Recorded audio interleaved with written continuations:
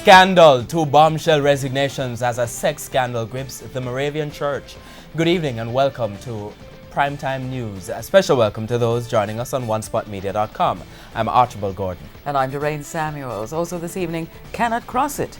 Big concern in 2 Portmore schools. Fire trucks cannot get on the compound. Shamela Mitchell has a special report. Security plan. Government feels pressure for budget changes as MPs question anti-crime funding. Saving hope. Hanover community clings to hope as a search continues for their missing neighbor.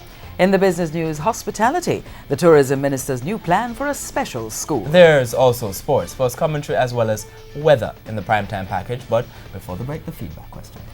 Give your reaction to the resignation of both the president and vice president of the Moravian Church in Jamaica. You can share comments online, facebook.com/Television Jamaica and tweet at Television Jam.